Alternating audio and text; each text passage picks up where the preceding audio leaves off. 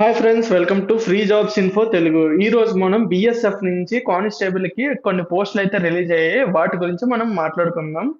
So ఇప్పటి వరకు నా ఛానల్ సబ్స్క్రైబ్ చేసి ఉండకపోతే సబ్స్క్రైబ్ చేయండి. మరిన్ని అప్డేట్స్ కోసం మీకు ఎప్పుడు డైలీ అప్డేట్స్ అనేవి వస్తూ ఉంటాయి. సో ఈ రోజు మనం మాట్లాడుకునేది బోర్డర్ సెక్యూరిటీ ఫోర్స్ లో మనకి అప్లికేషన్ అనేది రిలీజ్ చేశారు బిఎస్ఎఫ్ నుంచి. So border security force. So ఈ యొక్క అప్లికేషన్ వచ్చేసి మెయిన్ గా కానిస్టేబుల్ అంటే జనరల్ డ్యూటీ కానిస్టేబుల్ కోసం మేల్ అండ్ ఫీమేల్ కూడా ఎలిజిబులే. సో ఈ యొక్క అప్లికేషన్ అన్నది మనకి ఓపెన్ ఫ్రమ్ 16th అంటే 16వ తారీఖు 10వ నెల 2025 అంటే 15వ తారీఖు నైట్ నుంచి మనకు స్టార్ట్ అవుతుంది. అండ్ ఈ అప్లికేషన్ క్లోజింగ్ డేట్ వచ్చేసి 4వ తారీఖు 11వ నెల 2025 అంటే ఆ రోజు నైట్ 11:59తో మనకి క్లోజ్ అయిపోద్ది అప్లికేషన్ అన్నది.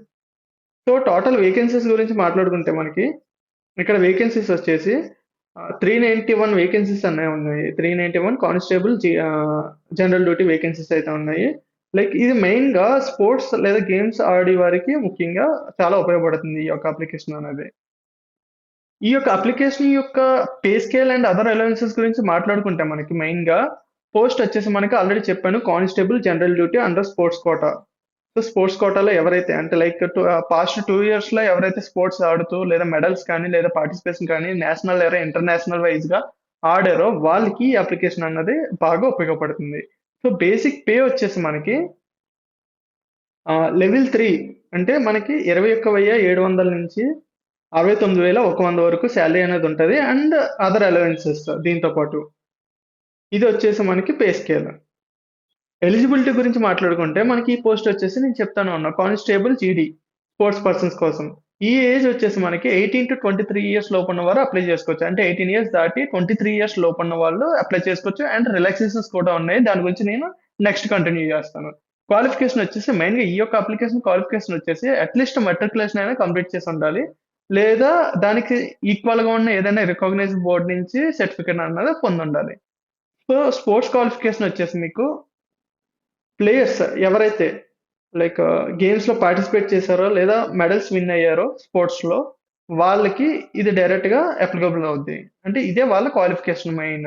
సో దీన్ని బట్టే వాళ్ళు సెలక్షన్ అనేది స్టార్ట్ చేస్తారు. సో ఇంటర్నేషనల్ గా కానీ నేషనల్ గా కానీ ఎలా ఆడినా పర్వాలేదు, జస్ట్ పార్టిసిపేట్ చేసి అయినా ఉండాలి లేదా మెడల్స్ విన్ అయినా ఉండాలి. సో వాళ్ళని వీళ్ళు కన్సిడర్ చేస్తారు. ఇందాక మనం ఏజ్ గురించి చెప్తున్నప్పుడు ఇక్కడ 18 to 23 years ఏజ్ అనేది చెప్పాం కదా. సో 18 to 23 years ఇప్పటి వరకు August 1, 2025కి వాళ్ళకి ఏజ్ 18 దాటి ఉండాలి. అండ్ ఆ టైంకి వాళ్ళకి 23 years లోపు ఉండాలి. So upper age limit is రిలాక్సిబుల్ for SC ST అంటే SC ST వాళ్ళకి 5 years ఏజ్ రిలాక్సేషన్ అనేది ఉంది. అండ్ ఓబీసీ వాళ్ళకి 3 years ఏజ్ రిలాక్సేషన్ అనేది ఉంది.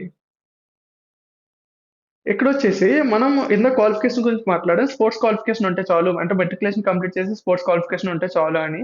సో దాని గురించి ఇక్కడ మాట్లాడుకుందాం. Only those players who have participated or won medals in the level of competition mentioned in table below during the 2 years from the closing date of advertisement or eligibility.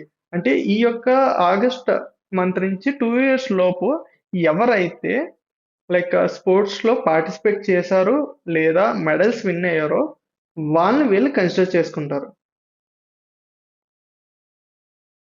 మెయిన్‌గా వీళ్ళకి కావాల్సింది ఏంటి? పార్టిసిపేట్ అయ్యి ఉండాలి.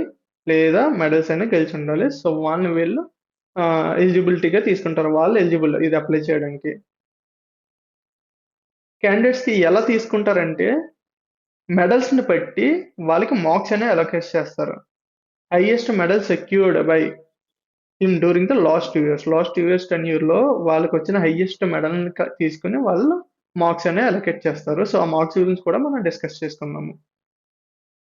ఇక్కడ చూస్తే మనకి ఒలింపిక్స్ గేమ్స్ లేదా సమ్మర్ లేదా వింటర్ గేమ్స్ లో గోల్డ్ మెడల్ వస్తే 100 మార్క్స్, సిల్వర్ మెడల్ వస్తే 96 మార్క్స్, బ్రోంజ్ వస్తే 92 మార్క్స్, అండ్ జస్ట్ పార్టిసిపేట్ చేస్తే 80 మార్క్స్. ఇక్కడ world championship or world cup లోకి వస్తే 90 marks for gold, 86 marks for silver, and 82 marks for medal, and 70 marks for just participation. And Asian games లేదా Commonwealth games లోకి వస్తే 80 marks for gold, 76 marks for silver, 72 marks for bronze, and 60 marks for participation.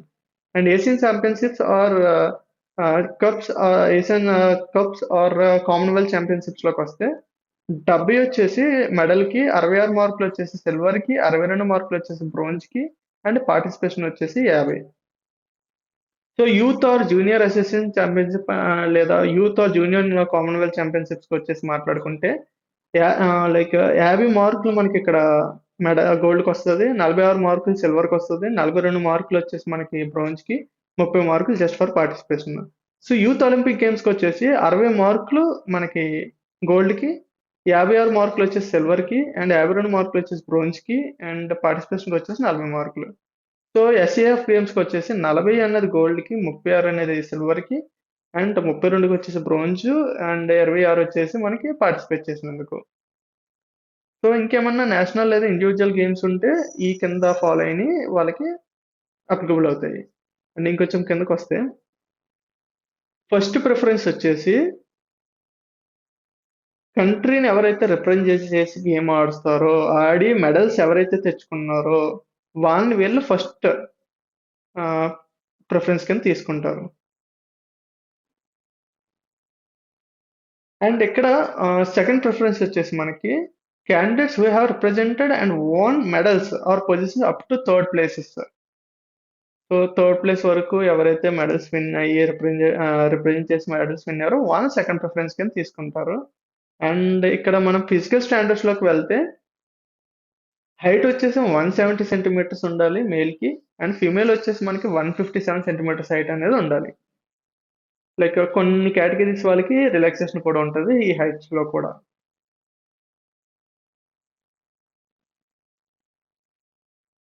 And for male candidates కి అన్ఎక్స్పెండెడ్ chest వచ్చేసి 80 centimetres, 80 centimetres అయినా ఉన్నది. తర్వాత expansion, minimum expansion అన్నది 5 centimetres అయినా మినిమం ఎక్స్పెన్షన్ అయి ఉండాలి. కొన్ని కేటగిరీ వాళ్ళకి ఇక్కడ కూడా రిలాక్సేషన్ అనేది ఉంటుంది.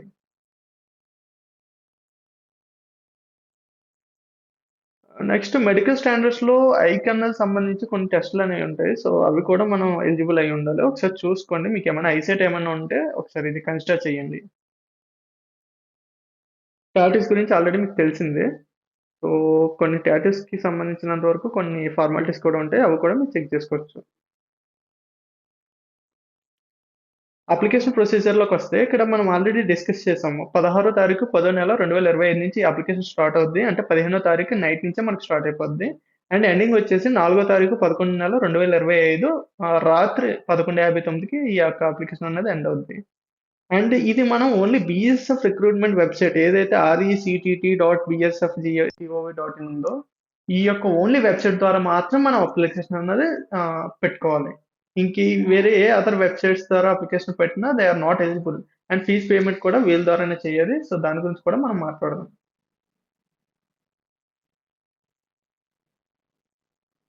ఇక్కడ మేల్ క్యాండిడేట్స్కి వచ్చేసి belonging to general OBC category వాళ్ళు ఎవరైతే అప్లై చేస్తున్నారో ఈ యొక్క కానిస్టేబుల్ జీడీకి అండర్ స్పోర్ట్స్ కోటా వాళ్ళు 159 రూపీస్ అన్నది పే చేయాలి. ఓన్లీ 159 రూపీస్ పే చేయాలి. And only BSF recruitment website ద్వారా మాత్రమే వాళ్ళ యొక్క అప్లికేషన్ ఫీజు అనేది ప్రాసెస్ చేయాలి. ఫీమేల్స్ కి ఫీజ్ ఎక్సెప్షన్ అనేది ఉంది. And candidates belong to schedule caste SC ST వాళ్ళకి కూడా no fee payments. So females కి ఎస్సీ ఎస్టీ వాళ్ళకి ఫీ పేమెంట్ అన్నది లేదు, వాళ్ళకి ఎక్సెప్షన్ ఉంది.